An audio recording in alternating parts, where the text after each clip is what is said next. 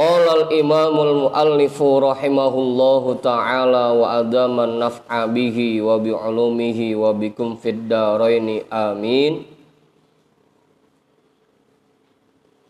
Qauluhu wal yaumil akhiri.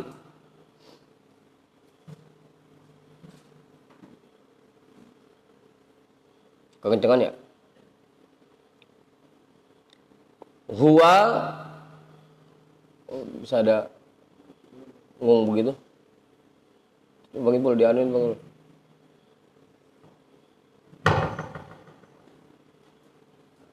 Huwa yaumul qiyamati. Wa ma'nal imani bihi at-tasdiqu biwujudihi wa bijami'i mashtumila alaihi.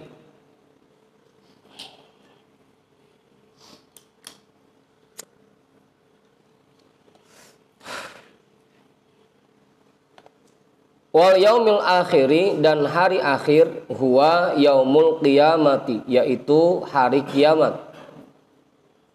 Wa ma'nal imani bihi, dan arti beriman dengan hari kiamat, yaitu at-tasdiqu biwujudihi, membenarkan keberadaannya, meyakini adanya.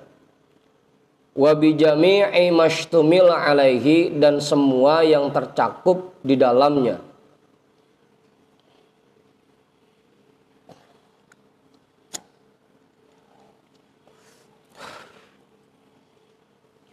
Wa summiya akhiran li'annahu akhiru ayyamid dunya wa akhirul azminatil mahdudati.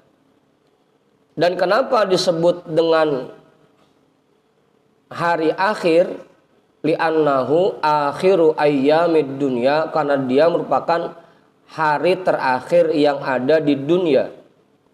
Wa akhirul azminatil mahdudati, dan akhir dari masa yang sudah ditentukan. Wa sayatil kalamu alaihi insyaallahu ta'ala fil khitami, dan akan datang nanti penjelasannya insyaallahu ta'ala di dalam penutup. Qauluhu wa tu'mina bil qadari khairihi wa syarrihi, dan kamu beriman dengan takdir Allah, baiknya dan buruknya. Wa ma'nal imani bihi an ta'taqida annallaha ta'ala qaddaral khaira wa syarra qabla khalaqal khalqa. Wa anna jami'al kainati biqadha'illahi ta'ala wa qadarihi wa huwa muridun laha.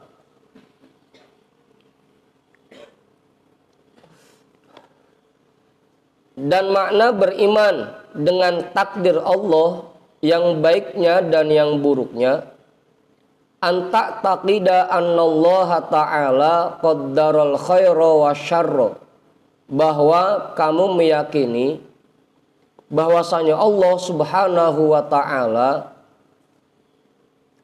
menetapkan yang baik dan yang buruk qabla khalaqal khalqa, sebelum dia menciptakan makhluk. Wa anna jami'al kainati biqadha'illahi ta'ala wa qadarihi, dan bahwa semua yang terjadi di alam jagat raya ini berdasarkan ketetapan Allah Subhanahu wa ta'ala dan takdirnya. Wa huwa muridun laha, dan Allah menghendaki itu semua.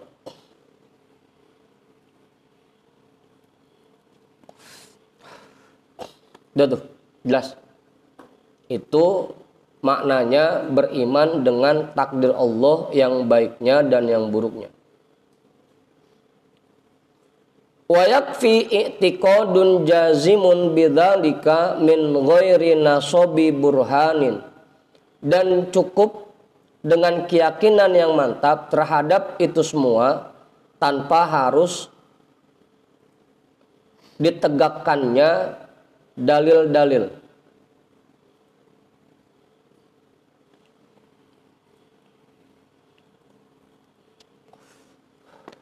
Udah ya? Jelas itu Ustaz? Ya, jelas sudah. Kita terusin dulu.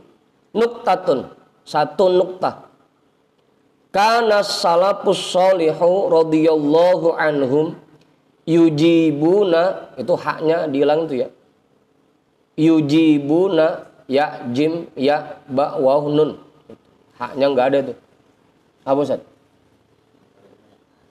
Hah? Ini kalau yang pakai cetakan baru itu ada haknya itu. Itu haknya dicoret. Atau kasih footnote. Kasih paham apa footnote? Catatan kaki gitu. Kasih nomor, di bawahnya adalah la'allahu yujibuna gitu. Yujibuna man sa'alahum anil qada'i wal qadari bi ayyaqulu anta'lama annama asobaka lam yakun liyukhti'aka. Wa ma akhta'aka lam yakun liyusibaka.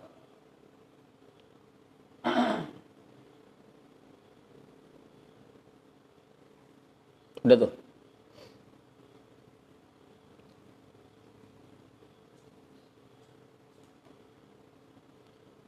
Dulu para ulama salafus soleh radhiyallahu anhum, mereka menjawab orang-orang yang bertanya kepada mereka tentang qada dan qadar Allah bi ayyaqulu, dengan cara mereka berkata anta'lama annama asobaka lam yakun liyukhti'aka wa ma akhta'aka lam yakun liyusibaka.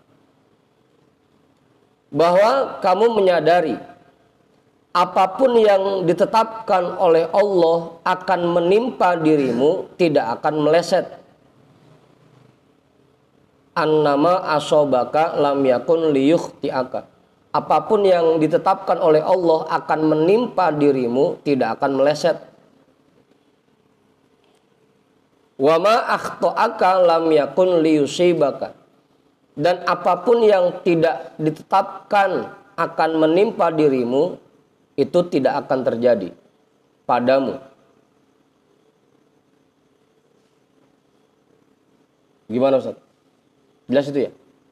Apa yang memang ditakdirkan oleh Allah akan menimpa kita, pasti kita alamin, nggak akan meleset. Dan apapun yang tidak ditetapkan oleh Allah untuk kita, pasti tidak akan terjadi, pasti tidak akan menimpa kita.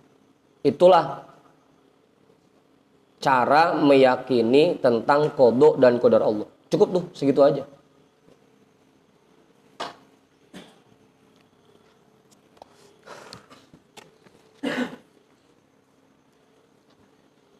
Itu jelas ya. Kalau memang itu sudah jatah kita, nggak akan kemana. Dan kalau itu bukan jatah kita, nggak akan datang ke kita. Kalau emang kita ketetapannya harus ngalamin itu, biar kita menghindar kayak apapun, tetap pasti akan kejadian. Atau sebaliknya, sesuatu yang memang nggak akan menimpa kita, nggak akan kejadian. Begitu tuh gampangnya meyakini qada dan qadar Allah. Apa Bang Ibul? Mas Wahyu hari ini takdirnya mau nerima duit 100 juta gitu.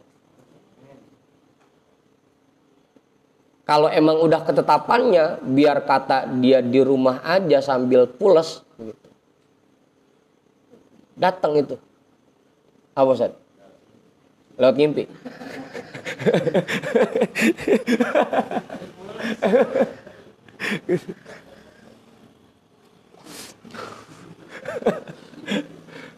Gitu. Pasti akan datang gitu. Apa kok? emang sama Allah ketetapannya kita ditakdirkan hari ini nggak dapat apa-apa, biar kita keluar dari rumah pagi-pagi buta rata, keluar pulang-pulang udah gelap lagi, tetap aja pulang amsyong lagi begitu. Itulah apa yang ditetapkan oleh Allah akan menimpa kita, nggak akan meleset, pasti akan terjadi. Dan apa yang tidak ditetapkan oleh Allah menimpa kita, pasti tidak akan terjadi. Gampangnya gitu aja. Itu cara meyakini qada dan qadar Allah.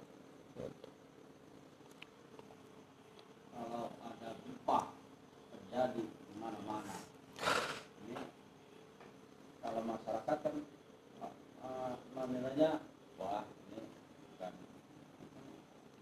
bukan qada dan qadar. Bah, bencana alam begitu. Namanya. Pokoknya semua kejadian itu baik yang mengenakkan, membahagiakan ataupun menyengsarakan, kayak musibah-musibah seperti itu, bencana-bencana seperti itu, ya memang pada hakikatnya semua sudah ditetapkan oleh Allah. Begitu, Kiai. Biar kata kita menghindar kayak apa, tetap aja bakal kejadian. Begitu, Kiai.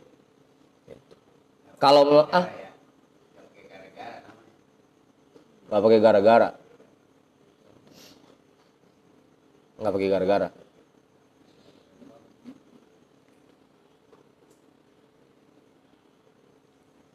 Iya begitu. Pokoknya semuanya memang sudah ditetapkan oleh Allah. Bukan karena ini, bukan karena itu, tapi memang sudah ketetapannya Bugono. Gitu. Begitu Bang Ibul.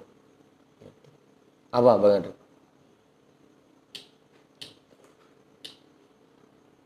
Makanya kalau tadi kata Bang Aji itu kalau di kitab Mukhtarul Ahaditsnya itu ada keterangannya begitu. Idza ja'al qadar zalal akal gitu. Kalau memang ketetapannya udah sampai, maka akal dihilangkan. Kagak pakai nyalahin, bonggan bukan rem diinjek malah gas nyusruk, kan begitu. Kagak pakai bonggan, jadi emang ketetapannya harus begitu. Gitu. Jadi apaan?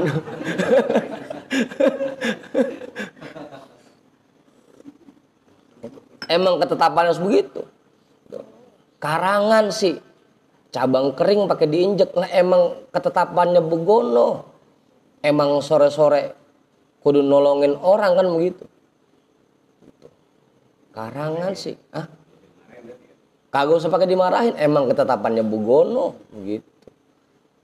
Jadi bukan gara-gara si anu, gara-gara anu, bukan. Tapi emang ketetapannya Bugono gitu.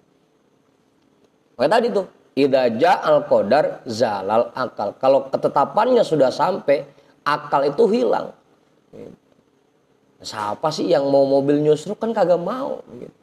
Emang ketetapannya Bugono, ya bukan rem yang diinjek jadi gas gitu. Nyusruk gitu.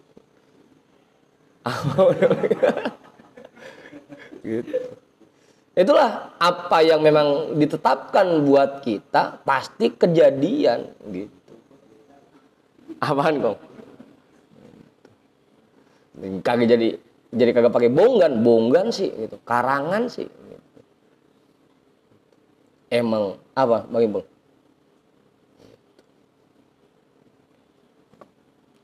Itu namanya cara kita melatih diri kita untuk meyakini qada dan qadar Allah. Dulu para ulama salafus soleh kalau ditanya tentang qada dan qadar, jawabannya seperti ini. Pokoknya apa yang ditetapkan oleh Allah untuk kita alami pasti kejadian. Dan kalau memang tidak ditetapkan buat kita, pasti nggak bakal kejadian. Gimana Mas Wayu? Itu. Terima aja ya. Terima aja udah Kiai. Kalau kata laki-laki begitu ngelihat bininya ngelahirin udah sabar ya Neng, emang lagi bagian lu. Begitu udah. Emang lagi.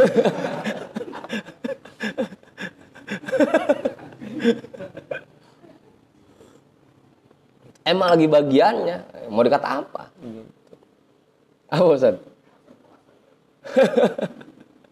Gitu. Udah.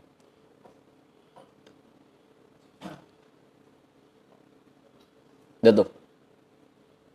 Idza ja'al qadar zalal akal. Itu. Annama asobaka lam yakun liyukhti'aka wa ma akhto'aka lam yakun liyusibaka. Itu jawaban ulama salaf kalau ada yang nanya tentang qada dan qadar. Cukup segitu. Itu gue udah menjelaskan secara keseluruhan. Gitu. Tinggal kita yakinnya doang dah. Tapi bukan berarti diem aja ya, ntar habis begini diem aja di rumah lagi. Kalau emang jatah gua ntar gue nyampe dewek gitu. Apa lagi Bang? Ya kalau kata Bang Hendrik mah orang malas apa yang membagi gitu.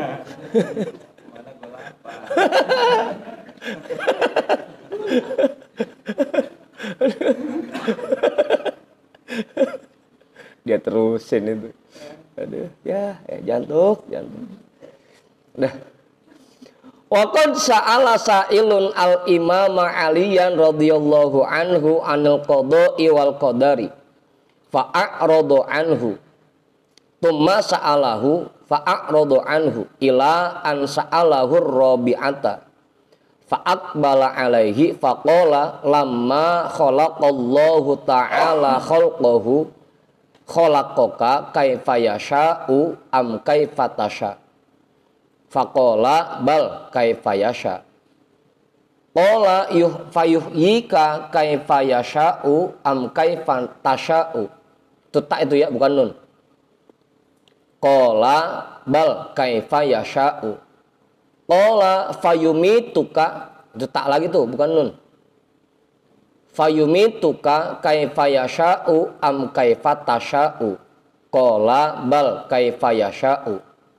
Qala fayab'atuka yaumal qiyamati kaifa yasha'u am kaifa tasha'u. Qala bal kaifa yasha'u. Qala fayuhasibuka kaifa yasha'u am kaifa tasha'u. Qala bal kaifa yasha'u. Qala idhab falaysa laka minal amri syai'un. Wa qad sa'ala sa'ilun al-imam Aliyan radhiyallahu an. Pernah ada seseorang yang bertanya kepada Imam Ali radhiyallahu an anil qada'i wal qadari, tentang qada dan qadar. Fa'aradu anhu, maka Imam Ali berpaling darinya. Gak jawab, malas jawabnya. Tsumma sa'alahu, kemudian orang itu nanya lagi. Fa'aradu anhu, Imam Ali berpaling lagi, menghindar. Ila an sa'alahur rabi'ata, sampai orang itu bertanya untuk keempat kalinya. Sekali kagak menyerah dia, nanya lagi. 2 kali, nanya lagi. Sampai keempat kali dah. Ongko yang nanya namanya Mang Debleng begitu. Fa'aqbala alaihi, maka Imam Ali menghadap kepadanya. Faqala, maka beliau berkata, lamma khalaqallahu ta'ala khalqahu, ketika Allah menciptakan makhluknya, khalaqaka kaifa yasha'u am kaifa tasha, kira-kira Allah menciptakanmu itu sesuai yang Dia mau atau seperti yang kamu mau. Sesuai yang Dia kehendaki atau seperti yang kamu mau, kira-kira. Faqala, maka orang itu menjawab, bal kaifa yasha'u, ya sesuai yang Allah mau. Qala, Imam Ali berkata lagi, fayuhyika kaifa yasha'u am kaifa tasha'u. Kemudian Allah menghidupkan kamu sesuai dengan yang Allah mau atau seperti yang kamu mau. Qala, orang itu menjawab lagi, bal kaifa yasha'u, ya tentunya sesuai dengan yang Allah mau, sesuai yang Allah kehendaki. Qala fayumituka kaifa yasha'u am kaifa tasha'u. Kemudian Allah mematikan dirimu sesuai dengan apa yang Allah mau atau seperti apa yang kamu mau. Qala, orang itu menjawab lagi, bal kaifa yasha'u. Ya tentunya seperti yang Allah mau. Qala fayab'atuka yaumal qiyamati kaifa yasha'u am kaifa tasha'u. Imam Ali bertanya lagi. Kemudian Allah membangkitkan dirimu pada hari kiamat sesuai dengan apa yang Allah mau atau seperti yang kamu mau. Qala bal kaifa yasha'u. Orang itu menjawab, ya tentu seperti apa yang Allah mau. Fayuhasibuka kaifa yasha'u am kaifa tasha'u. Kemudian Allah menghisab dirimu sesuai dengan yang Allah mau atau seperti yang kamu mau. Qala bal kaifa yasha'u. Orang itu menjawab, ya tentu sesuai dengan apa yang Allah mau. Qala idhab falaysa laka minal amri syai'un. Imam Ali berkata, silakan pergi. Falaysa laka minal amri syai'un, maka karena kamu tidak butuh sedikit pun bahasan tentang ini. Udah tuh Ustaz. Ya udah, keyakinannya udah bener, udah tahu, udah paham tentang qada dan qadar, ngapain dibahas lagi? Pokoknya takdir qada dan qadar Allah itu, pokoknya Allah menciptakan kita seperti yang Allah mau, kita dihidupkan seperti apa yang Allah mau, kita dimatikan seperti yang Allah mau, kita dibangkitkan seperti yang Allah mau, kita dihisab pun seperti yang Allah mau. Itu meyakini qada dan qadar. Kita hidup ngalamin kejadian macam-macam, ya memang ini seperti yang Allah mau, ya seperti ini. Gitu. Nggak usah pakai protes, ya emang Allah maunya begini. Gitu.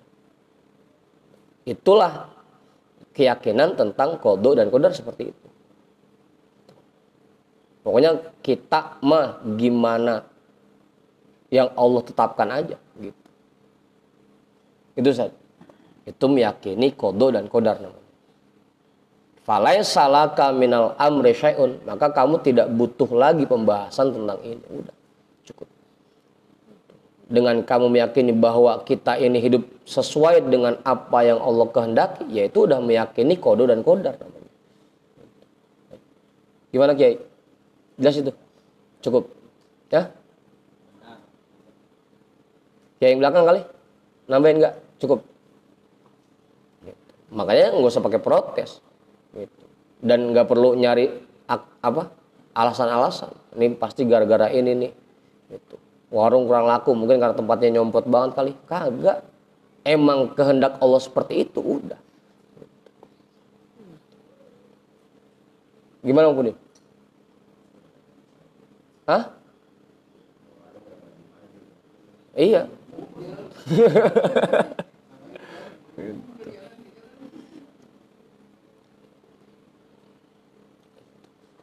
Makanya tugas kita ya jalanin aja.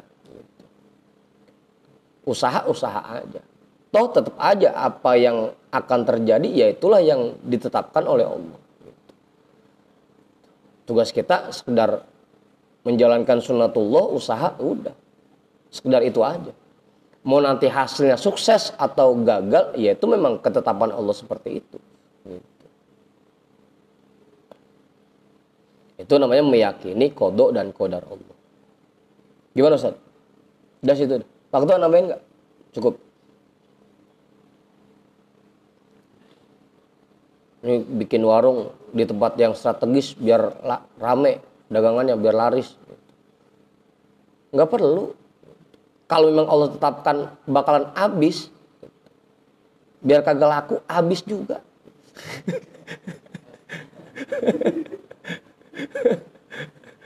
Apa Hendrik? Ya laku habis, kagak laku habis kan begitu.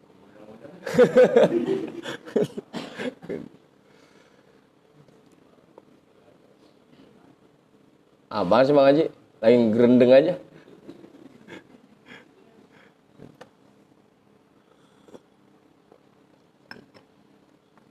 biar kata tempatnya nyompot, kalau emang Allah tetapkan bakal laris dagangannya, orang-orang datang. Biar kata tempatnya strategis, emang Allah nggak giring orang-orang, tidak ditetapkan oleh Allah bahwa dagangan itu akan laku, tetap aja sepi-sepi juga. Begitu. Ya cuma sunnatullah ya tadi ya, tetap kita usaha cari tempat yang strategis, itu sekedar menjalankan sunnatullah gitu. Tapi lagi-lagi kita kembalikan lagi bahwa hasilnya tetap merupakan ketetapan Allah gitu. Kita cuma sekedar menjalankan sunnatullah.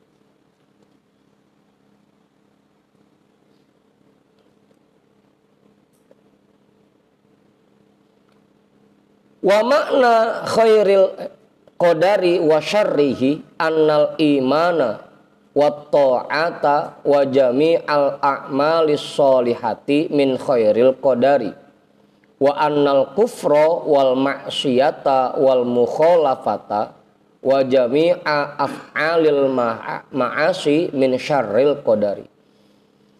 Dan makna dari baiknya takdir Allah dan buruknya takdir Allah, bahwasanya iman, wa ta'ata dan perbuatan taat, wa jami'al a'malis sholihati dan semua perbuatan baik, min khairil qadari termasuk takdir baik dari Allah. Kita bisa beriman, kita bisa berbuat taat, kita bisa mengerjakan kebaikan, itu namanya ketetapan yang baik dari Allah. Takdir baik Allah. Makanya bersyukur karena kita ditetapkan, diberikan takdir yang baik, itu bersyukur. Wa annal kufra dan bahwasanya kufur, wal maksiata dan maksiat, wal mukhalafata dan menentang Allah, wa jami'a af'alil ma'asi dan semua perbuatan maksiat, min syarril qadari dari takdir buruk Allah. Kemudian khairihi wa syarrihi artinya takdir yang baik itu iman, perbuatan taat dan semua perbuatan baik.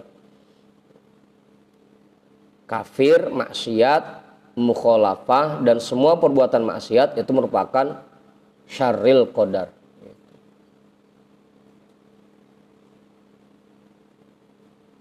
Udah tuh. Gimana Kiai?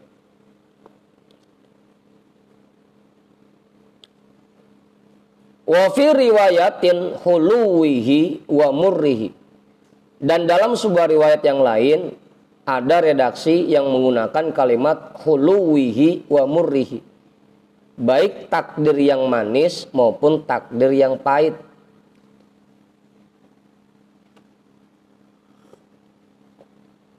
Apa Ustaz? Ada yang pahit, ada yang manis gitu. Makanya saya minumnya kopi pahit karena hidup saya sudah terlalu manis.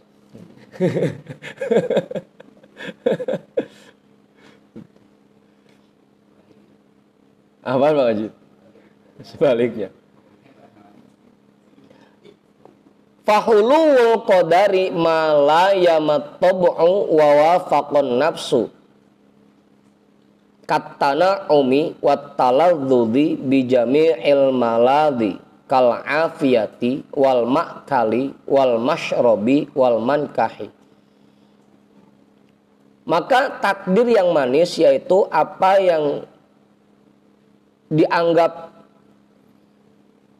sesuai oleh watak tabiat kita sebagai manusia dan apa yang dianggap cocok oleh nafsu kita, seperti berbagai macam kenikmatan dan kelezatan dari semua hal-hal yang lezat. Kala afiati seperti hidup makmur. Makmur maksudnya sejahtera Ustaz ya. Bukan makmur rumah sama sumur, bukan. Itu sejahtera. Afiat itu makmur. Kalau kita doa inna nas'aluk sihhata wal afiyah, sehat wal afiat, artinya sehat badan dan sehat kantong gitu.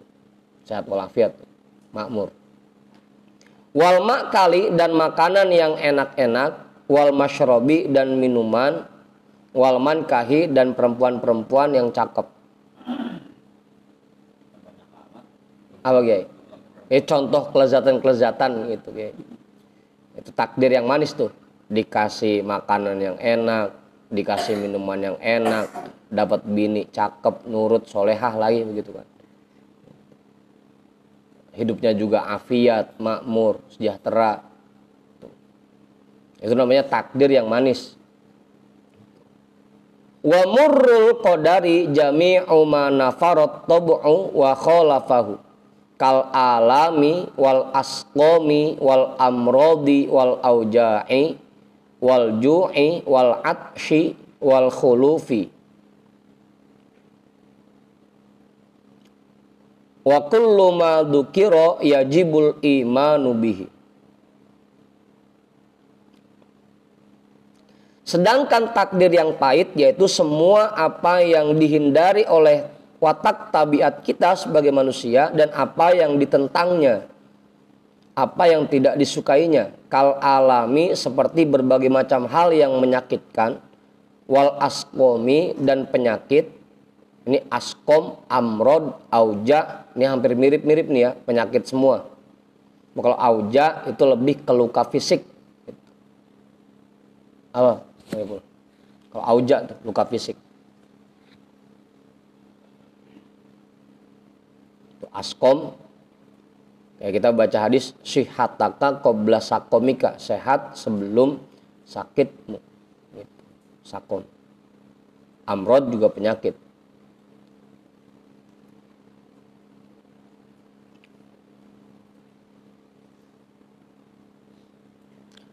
Wal ju'i dan rasa lapar, wal atsyi dan haus, wal khulufi dan kehilangan.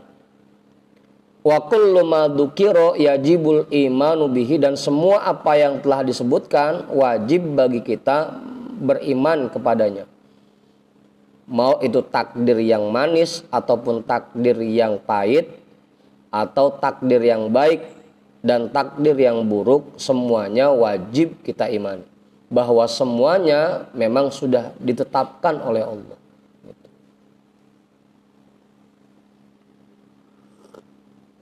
Gimana Pak Tua? Nambahin? Cukup?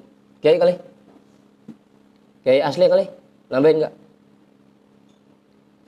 Tanbihun.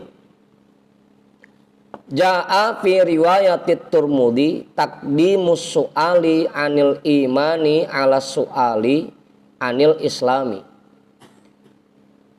Datang di dalam riwayat dari Imam At-Turmudi, redaksi hadisnya, bahwa di dalam redaksi itu didulukan pertanyaan tentang iman dibanding pertanyaan tentang Islam. Kalau kemarin riwayat yang kita baca, pertanyaan yang pertama itu tentang Islam dulu, baru setelah itu tentang iman. Tapi kalau dalam riwayat yang dari Imam At-Turmudi itu pertanyaannya tentang iman dulu, baru setelah itu tentang Islam. Qala ba'duhum, sebagian ulama berpendapat wa huwa aula, dan itu lebih utama. Riwayat hadis yang seperti ini, yang pertanyaan tentang iman didulukan dibanding pertanyaan tentang Islam, itu lebih utama. Mimma huna, dari yang ada di sini. Idis sunnatu mabniyatun li kitabillahi azza wa jalla.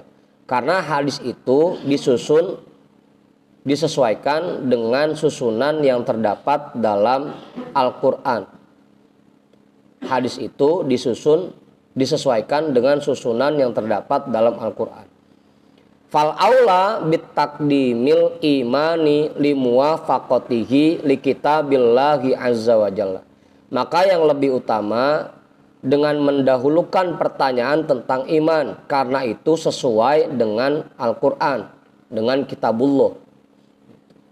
Bidalili qaulihi innamal mu'minuna alladzina idza dzukirallahu wajilat qulubuhum wa idza tuliyat alaihim ayatuhu zadathum imana wa ala rabbihim yatawakkalun.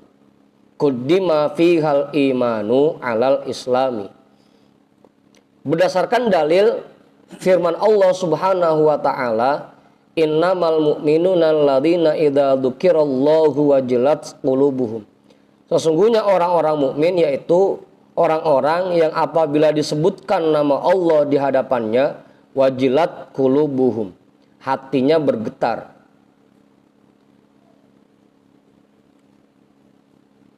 Gimana, Mas Arif? Ya berarti mungkin keimanannya masih tipis, Kiai. Wa idza tuliyat alaihim ayatuhu zadatuhum imana. Dan apabila dibacakan ayat-ayat Allah kepada mereka, keimanan mereka semakin bertambah. Wa ala rabbihim yatawakkalun, dan kepada Tuhan mereka berserah diri, bertawakal. Quddima fihal imanu alal islami. Di dalam ayat ini didahulukan bahasan tentang iman dibanding Islam. Jadi innamal mu'minuna alladzina idza dzukirallahu wajilat qulubuhum wa idza tuliyat alaihim ayatuhu zadatuhum imana. Itu penjelasan tentang iman. Wa ala rabbihim yatawakkalun, itu tentang Islam gitu. Makanya didulukan bahasan tentang iman dibanding Islam. Wa ghairi dzalika minal ayati ka qaulihi azza wa jalla fa'lam annahu la ilaha illallah wastaghfir lidzambika walil mu'minina wal mu'minat. Dan ayat-ayat yang lain yang selain ayat ini seperti firman Allah azza wa jalla fa'lam annahu la ilaha illallah. Maka ketahuilah bahwasanya tidak ada Tuhan kecuali Allah. Wastaghfir lidzambika, dan mohon ampunlah untuk dosa-dosamu dan untuk orang-orang mukmin dan mukminat. Idh fihi taqdimut tauhidil ladzi huwa min kubailil imani alal istighfaril ladzi huwa min kubailil islami. Karena di dalam ayat ini didahulukan penyebutan tentang tauhid yang itu merupakan bagian dari iman.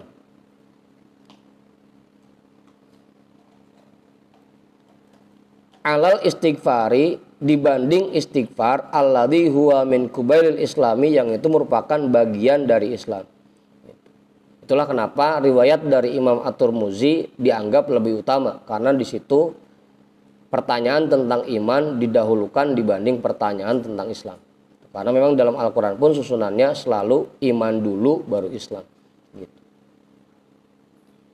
Atau ayat yang sering kita baca dah, wal asri innal insana lafi khusrin illal ladzina amanu wa amilus sholihat. Amanu dulu baru amilus sholihat. Iman dulu baru Islam. Qala shaddaqta, orang itu berkata kamu benar. Takut damal kalamu alaiha, bahasannya sudah dijelaskan sebelumnya. Qala fa akhbirni anil ihsani, orang itu berkata lagi, tolong beritahu aku tentang ihsan, yakni bihi al ikhlasu. Dimaksud dengan ihsan yaitu ikhlas. Li'annahu fassarahu bima ma'nahu dzalika.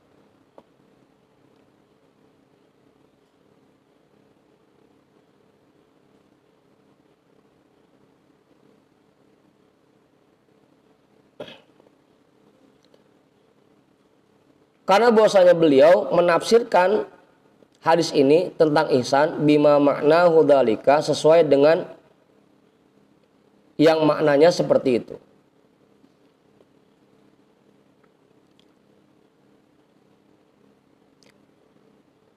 Udah tuh. Yang maknanya seperti ikhlas. Itu makanya diartikan ikhlas. Ihsan di sini bimakna ikhlas. Wa yajuzu ay ya'ni bihi ijadatal amali.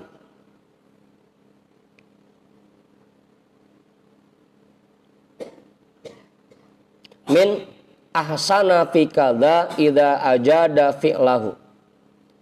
Boleh juga dari ihsan ini kita ambil makna memperbagus amal, memperindah amal perbuatan. diambil dari kalimat ahsana fi kadza idza ajada fi'lahu. Orang itu memperbagus perbuatannya apabila dia memperindah perbuatannya. Wa hadat tafsiru akhassu minal awwali. Tafsiran ini lebih khusus dari tafsiran yang pertama. Wa huwa su'alun anil haqiqati kalladzi qablahu liyu'allimahul hadiruna. Dan itu merupakan pertanyaan tentang hakikat seperti yang sebelumnya agar orang-orang yang hadir di situ mengetahuinya. Ihsan tuh. Jadi ihsan itu bisa bermakna dua ya. Yang pertama ikhlas, yang kedua memperbagus amal. Nah, kalau di dalam kitab hikam itu memang ihsan itu intinya dua. Yang pertama mengerjakan segala sesuatu dengan mengharap ridho Allah. Yang kedua mengerjakan semua amal perbuatan sesuai dengan tuntunannya. Itu dalam hikam tuh. Dan itu mencakup dua makna ihsan. Yang pertama ikhlas, yang kedua memperbagus amal ibadah.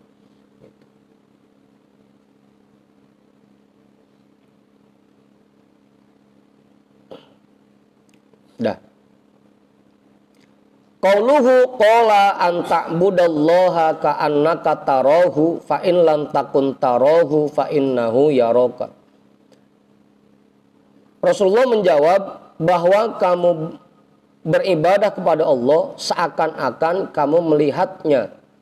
Fa in lam takun tarahu fa innahu yaraka.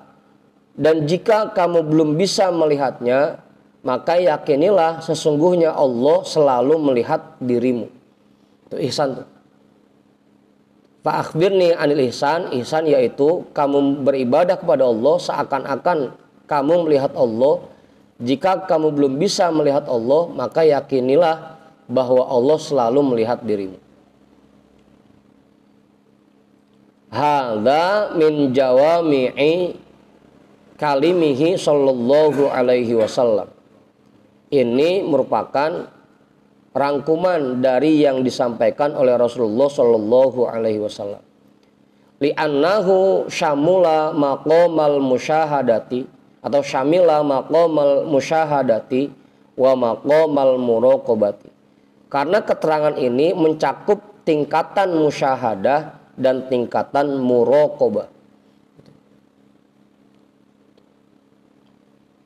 Dah tuh.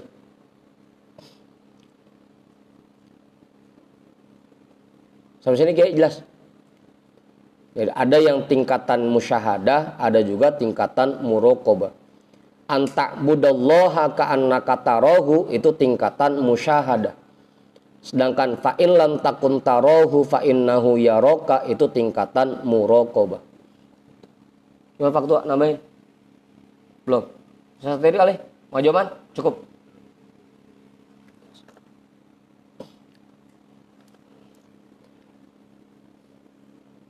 Wa idahuhu, penjelasannya, anna lil abdi fi ibadatihi talatatu maqamatin. Seseorang di dalam ibadah yang dia kerjakan itu memiliki 3 tingkatan, 3 makom. Tingkatan kita ada 3. Cobalah kita cross check kira-kira kita ada di tingkatan yang mana. Al-awwalu ayyaf'alaha 'alal wajhil ladzi yasqutu ma'ahut talabu bi antakuna mustawfiyatan lisyuruti wal arkani. Tingkatan yang paling dasar, tingkatan yang pertama yang paling dasar, bahwa seseorang mengerjakan ibadah sesuai dengan cara yang setidaknya itu menggugurkan kewajibannya.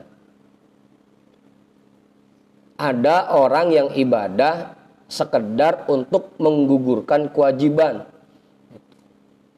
Seperti apa? Bi antakuna mustawfiyatan lisyuruti wal arkani. Dengan bahwa ibadah yang dia kerjakan sudah terpenuhi syarat-syaratnya dan rukun-rukunnya. Terpenuhi syarat-syaratnya dan rukun-rukunnya. Kayak orang sholat misalkan,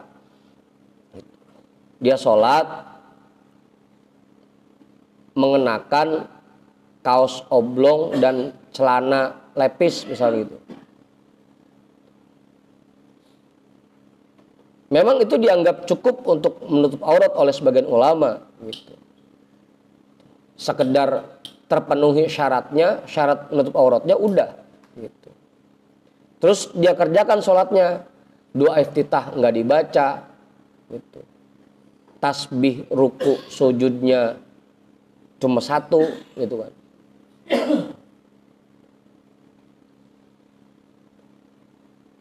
Itu syarat-syaratnya terpenuhi, rukun-rukunnya terpenuhi. Tapi itu cuma sekedar menggugurkan kewajiban. Yaskutu ma'ahut tolab. Itu tingkatan paling dasar. Ada orang-orang yang mengerjakan ibadah tapi hanya sekedar untuk menggugurkan kewajiban. Apa Bang Ibul? Kalau kayak dulu Buya ngasih contohnya, kayak bocah disuruh ngerjain PR sama gurunya. Yang penting ngerjain dah, kagak disetrap gitu. Mau bener mau salah itu urusan belakangan gitu. Mau dapat ponton 100 G, mau dapat ponton 5 G gitu. Yang penting gitu. Yang penting kagak disetrap gitu. Itu namanya sekedar menggugurkan kewajiban. Itu tingkatan paling dasar. Apa Ustaz? Wal arkanut tani wal arkanut atani ayaf alaha kadzalika wa qad istaghraqa fi biharil mukasyafati hatta ka'annahu yarallaha ta'ala. Yang kedua, ada seseorang yang mengerjakan ibadah sama seperti itu, tapi dia sudah tenggelam di dalam lautan mukasyafah, sehingga seakan-akan dia sudah melihat Allah Ta'ala. Wa hadza maqamuhu sallallahu alaihi wasallam. Dan ini merupakan tingkatan Rasulullah sallallahu alaihi wasallam. Tingkatan tertingginya. Yang pertama tadi tingkatan paling dasar, yang ini tingkatan tertinggi. Kama qala, sebagaimana sabda Nabi sallallahu alaihi wasallam, wa ju'ilat qurratu aini fis sholati, dan dijadikan kesenangan hatiku di dalam sholat. Karena ketika sholat beliau sudah menghadap secara langsung kepada Allah. Gitu.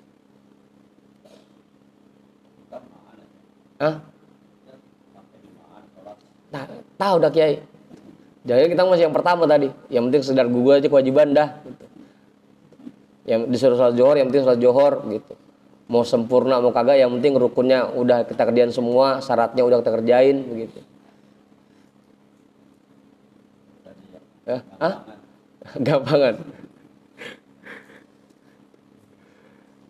At-talitu ayyaf alaha kadzalika wa qad ghalaba alaihi annallaha ta'ala yushahiduhu. Yang ketiga, bahwa dia mengerjakan ibadah sama seperti itu dengan syarat-syarat dan rukun-rukunnya terpenuhi. Wa qad ghalaba alaihi annallaha ta'ala yushahiduhu. Dan diiringi dengan keyakinan bahwasanya Allah Subhanahu wa taala selalu mengawasi dirinya. Wa hadza huwa maqamul muraqabati, dan ini merupakan tingkatan muraqabah. Yang kedua tadi itu tingkatan Rasulullah, itu tingkatan musyahadah. Yang ketiga ini tengah-tengahnya dah. Ini tingkatan muraqabah. Yang paling dasarnya itu sekedar menggugurkan kewajiban. Yang kedua, ketika kita ibadah atau dalam aktivitas apapun yang kita kerjakan, kita selalu merasa diawasi oleh Allah. Gitu. Selalu merasa dinilai, gitu, direken. Sedangkan tingkatan yang paling tinggi itu dia kerjakan aktivitas apapun dan dia meyakini bahwa dia sedang berhadapan dengan Allah. Itu tingkatan musyahadah. Apa Haji?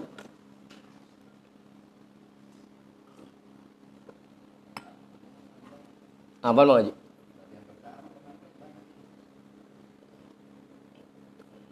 Ya itu masing-masing aja dah. kita reken masing-masing, kira-kira kita yang mana ini? Apakah sudah menyaksikan Allah dalam aktivitas yang kita kerjakan, atau baru sekedar merasa selalu diawasi oleh Allah, atau jangan-jangan yang terakhir gitu. Yang penting gugur kewajiban dah gitu. Aman tak? Orang-orang zuhur kita ngikut zuhur, yang penting gugur kewajiban dah. Orang-orang asar kita asar gitu. Mau sempurna mau kagak, yang penting gugur kewajiban gitu. Itu tingkatan muraqabah. Faqauluhu fa illam takun tarahu nuzulun an maqamil mukasyafati ila maqamil muraqabati. Maka sabda beliau, fa illam takun tarahu, jika kamu belum bisa melihatnya, nuzulun an maqamil mukasyafati ila maqamil muraqabati. Itu merupakan degradasi. Loh, bahasanya aduh, terang kok gak paham lagi ah. Penurunan dari tingkatan mukasyafah ke tingkatan muraqabah. Jadi tingkat tertinggi itu musyahadah atau makom mukasyafah, sedangkan di bawahnya itu ada makom muraqabah. Ai in lam ta'budhu wa anta min ahli ru'yati fa'budhu.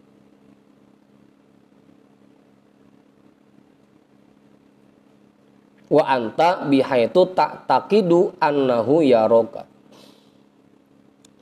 Jika kamu beribadah belum bisa menyaksikan Allah dalam ibadah yang kamu lakukan, fa'budhu wa anta bihaitu taqidu annahu yaraka. Maka setidaknya beribadahlah dengan keyakinan bahwa Allah selalu mengawasi dirimu, selalu melihat dirimu. Kalau memang kita belum bisa menyaksikan Allah dalam ibadah yang kita kerjakan, minimal kita tanamkan keyakinan bahwa Allah selalu mengawasi kita. Gimana Ustaz? Fakullun minal maqamatit talatati ihsanun. Maka semua dari tingkatan yang tiga ini merupakan ihsan. Li'annal ihsanal ladhi huwa syartun fi sihhatil ibadati innama huwal awwalu. Karena ihsan yang menjadi syarat dalam sahnya ibadah yaitu tingkatan yang pertama. Li'annal ihsana fil akhiraini min sifatil khawasi wa yuta'adzaru min katirin. Karena ihsan yang di dua tingkatan setelahnya itu termasuk sifat orang-orang khawas dan dianggap sulit oleh kebanyakan orang untuk mencapai tingkatan itu.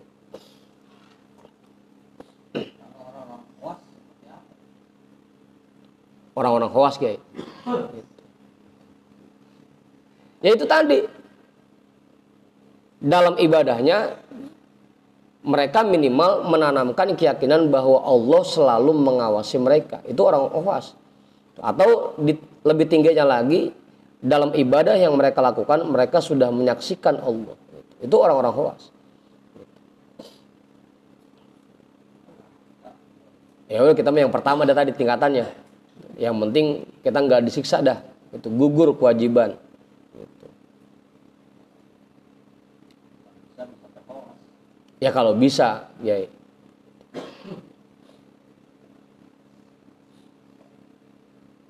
Udah tuh, jelas. Ustaz tadi nggak namain.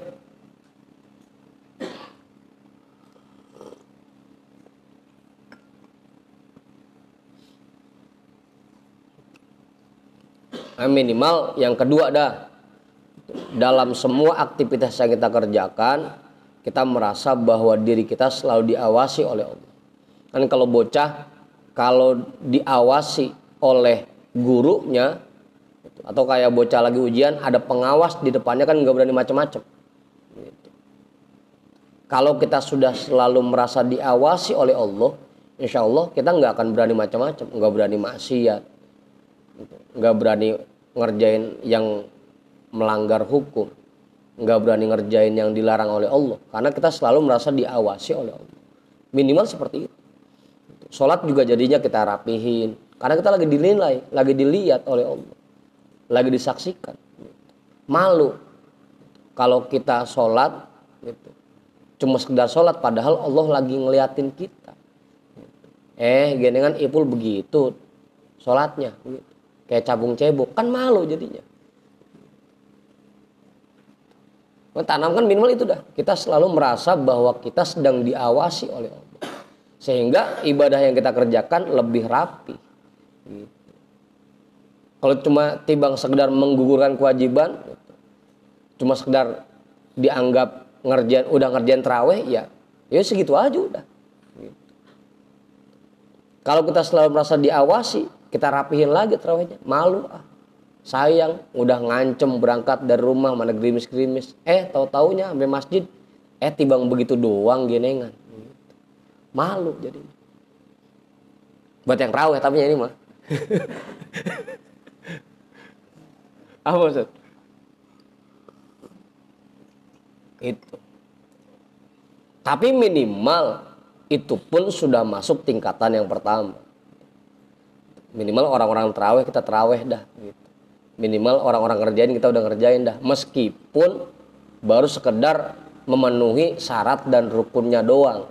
Sunnahnya banyak yang ditinggal gitu.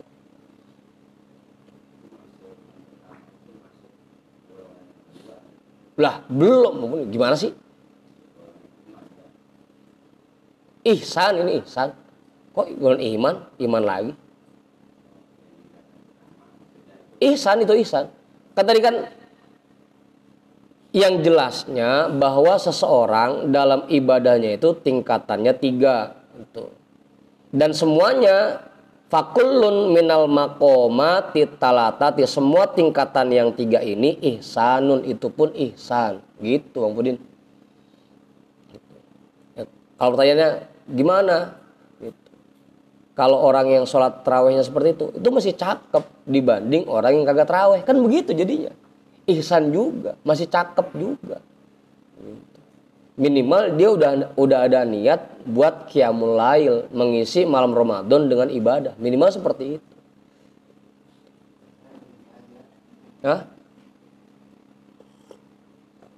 Terus yang nggak baik yang mana? Yang kayak kita. Gitu. Terawih kagak tapi komentar gitu.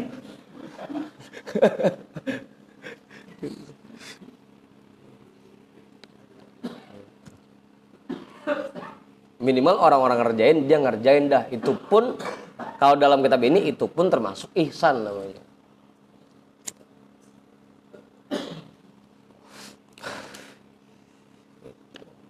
Nambah dia. Kalau sebelumnya kita tahunya pokoknya ihsan 2 tuh, musyahadah dan muraqabah. Kalau di kitab ini 3-3-nya pun ihsan. Yang kagak ihsan yang mana? Yang nggak terawih, udah begitu.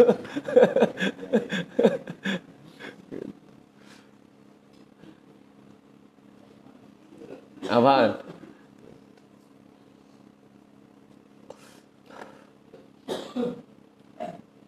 Itu pun kalau nggak terawihnya karena misalnya ada tugas kerja malam, itu pun masih cakep kan gitu.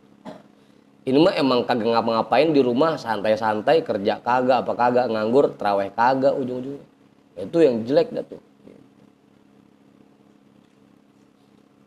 Apa muaran? Apa dia boleh? Oh, kuas sudah.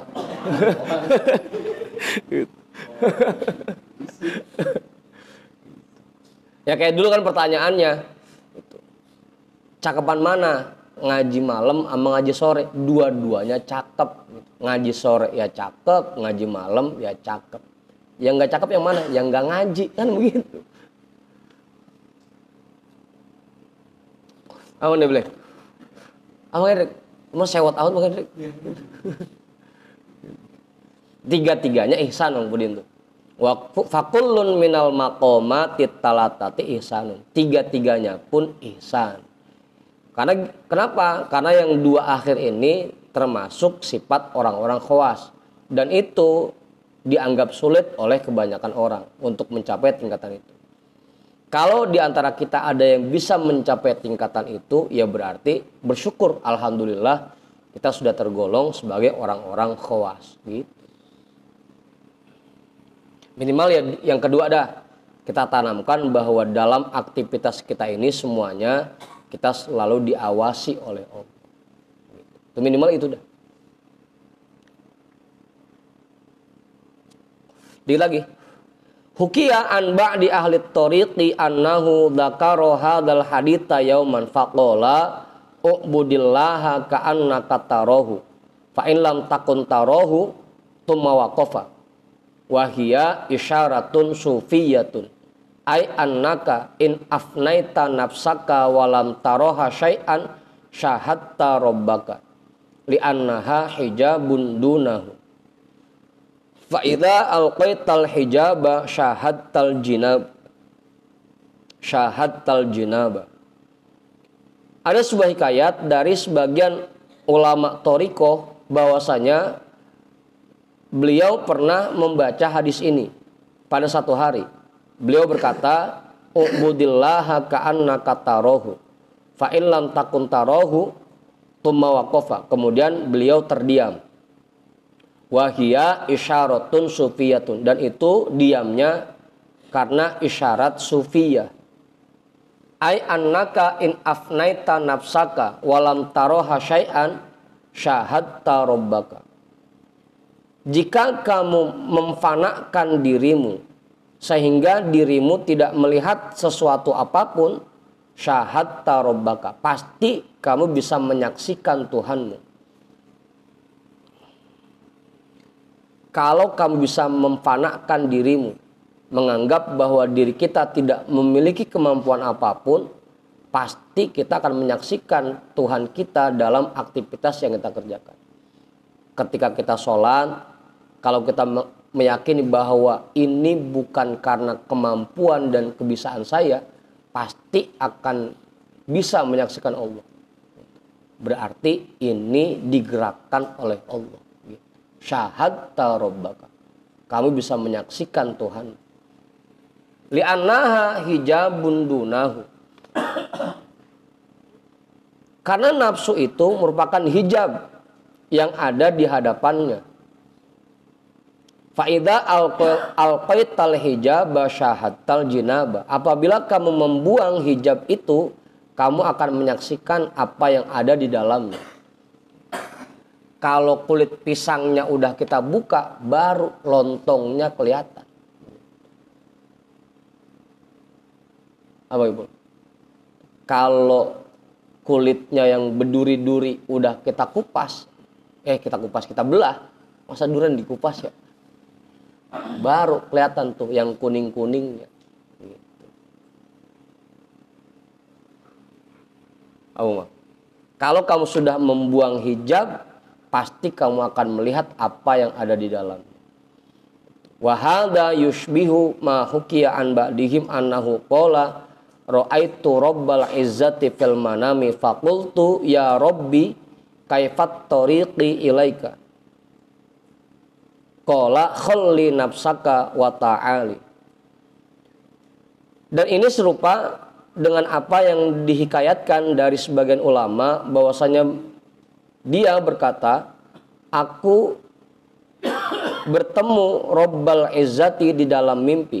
Maka aku bertanya, ya Rabbi, bagaimana aku bisa berjalan mendekat kepadamu? Qala khalli nafsaka wa ta'ali. Singkirkan dulu nafsumu, baru kamu bisa mendekat kepadaku.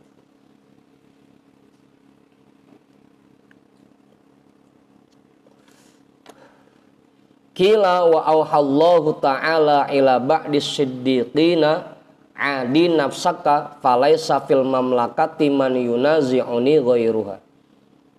Allah memberikan wahyunya kepada sebagian orang-orang siddiqin, jadikan nafsumu sebagai musuh, musuhi nafsumu.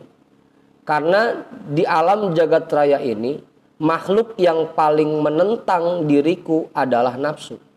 Tidak ada yang menentangku selain nafsu.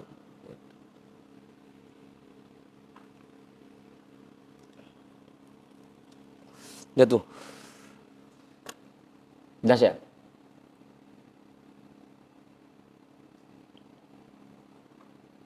Jam 1 terusin ini. Kiai, nambahin Kiai. Itu udah lengkap tuh rukun agama yang 3 ya. Kan rukun agama ada 3. Iman, Islam, ihsan. Agama kita bisa utuh kalau 3-tiganya kita terapkan dengan baik. Gitu. Kemarin Islam udah, iman udah, ihsan udah. Gitu. Apa Pak Roni? Lah emang makhluk. Emang apa? Ada 2 kan? Ada kholik, ada makhluk gitu ya. Kholik, zat yang menciptakan, makhluk sesuatu yang diciptakan. Ya nafsu itu Allah yang menciptakan, diciptakan oleh Allah. Makanya disebut makhluk gitu. Emang makhluk maksudnya apaan? Pak Roni taunya makhluk apaan?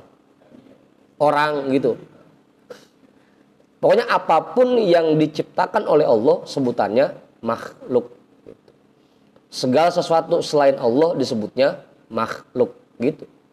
Bukan orang, bukan binatang, bukan itu doang, bukan. Semua yang selain Allah disebutnya makhluk. Itu Pak Roni. Udah tuh. Kalau pengen mencapai tingkatan ihsan, yang kedua minimal kita lawan nafsu kita. Kita buang, kita musuhin nafsu kita. Agar rukun agama kita sempurna. Islam, iman, ihsan. Ilmunya 3.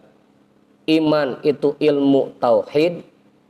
Untuk memahami Islam itu ilmu fikih. Untuk memahami ihsan itu ilmu tasawuf. 3-tiganya dah lengkap. Tauhidnya kita pelajari, fikihnya kita pelajari, tasawufnya kita pelajari. Baru kita bisa memahami iman, Islam, dan ihsan. Kalau sudah memahami 3 itu dan sudah menerapkan dalam kehidupan, baru agama kita utuh jadinya, lengkap. Jelas itu Kiai? Amun deh, ihsan.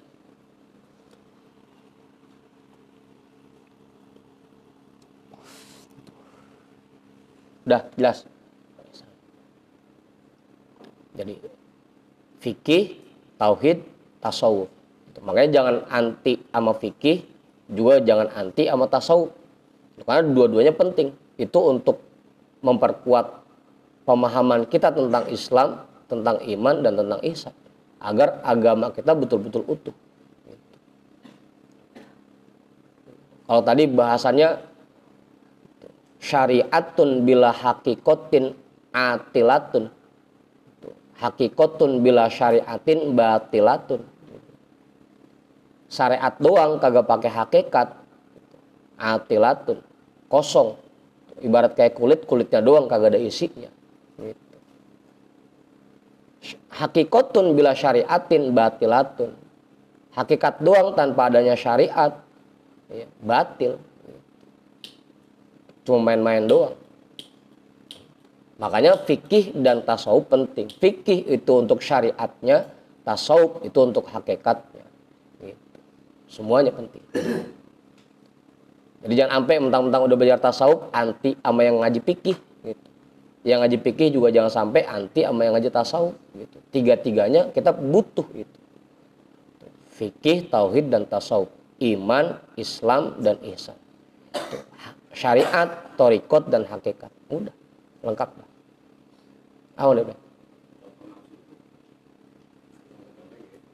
Contohnya.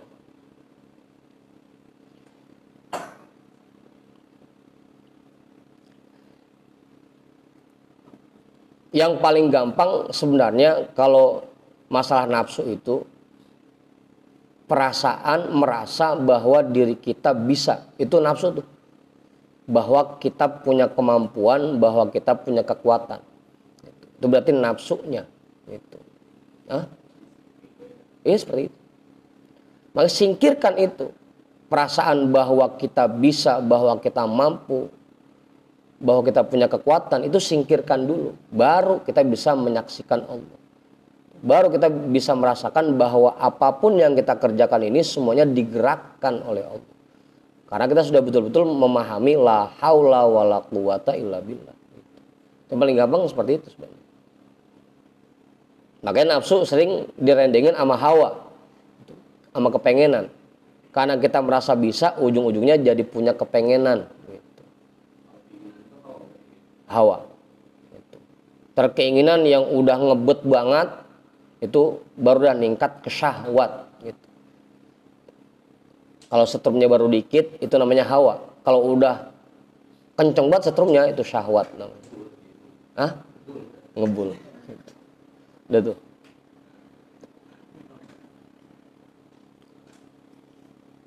Udah. Jadi 3 itu ya. Iman, Islam, ihsan. Fikih, tauhid, tasawuf. Syariat, thariqat, hakikat. Itu semuanya penting. Udah. Fa akhbirni anis saah jam 1. Wallahu a'lam bissawab. Walhamdulillahirabbil alamin.